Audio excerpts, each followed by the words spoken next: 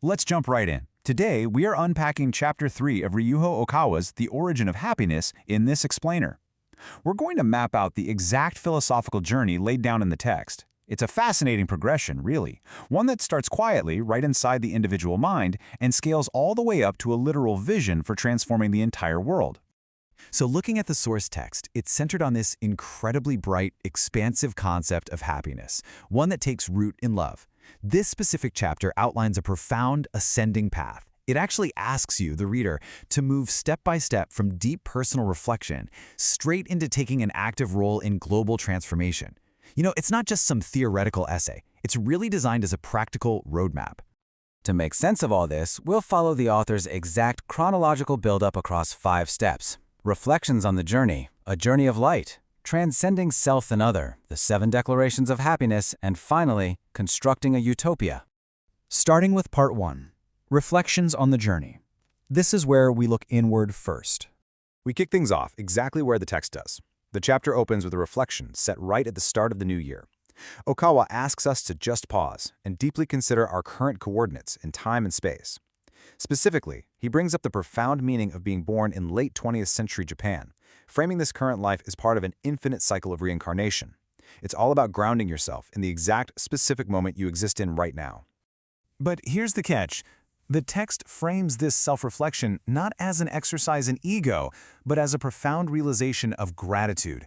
By examining our place in the world, the argument goes, we start to recognize this immense divine love that literally sustains our existence. It's about realizing we are already receiving what the book calls great love, simply by being here. Moving right along to Section 2, A Journey of Light. This is where the philosophy really expands.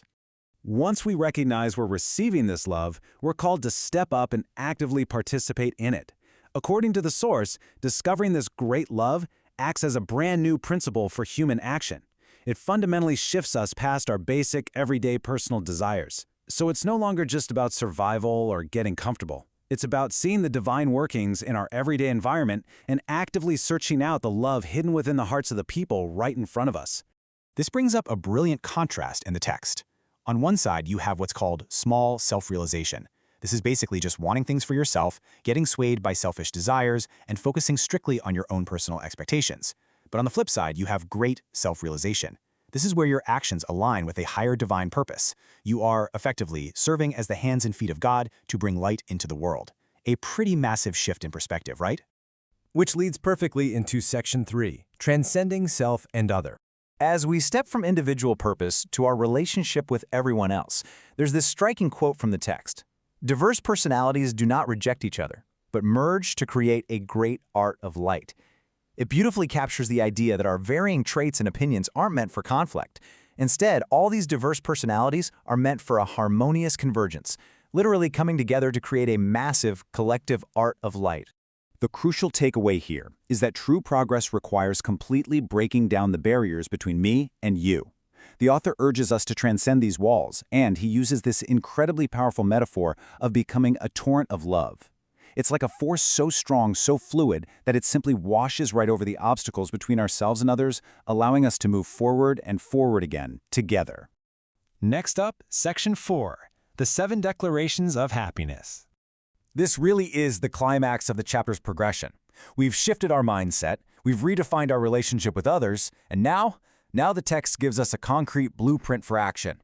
The author presents these 7 declarations for happiness not just as nice philosophical ideas, but literally as a marching banner for humanity. It's a rallying cry to advance. Let's break down exactly what these declarations are. The first 4 declarations are super focused on personal and community practice. They call for the exploration of divine truth and the active learning of that truth. Then it moves into the missionary work to actually spread it, and finally, the daily practical realization of love. It's an incredibly active, energetic commitment to walking the walk. Then, the final 3 declarations push our focus dramatically outward. We're talking massive societal goals here. It calls for the creation of happiness, not just for us today, but for future generations. It demands the overall development of humanity. And this all builds up to the ultimate, grandest objective of the entire framework, the construction of a utopia.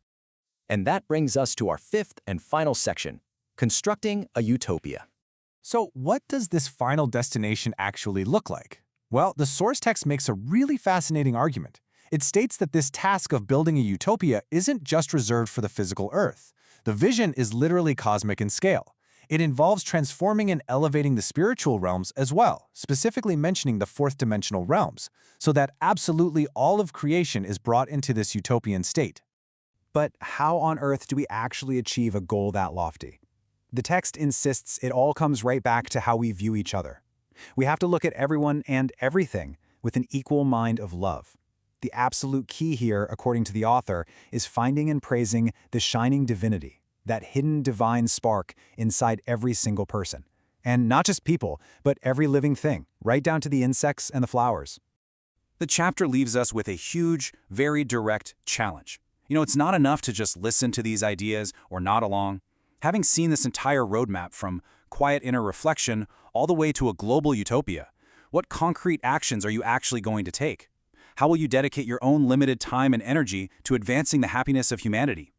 It's a provocative question, for sure, and one that demands a real, active answer from all of us on this journey.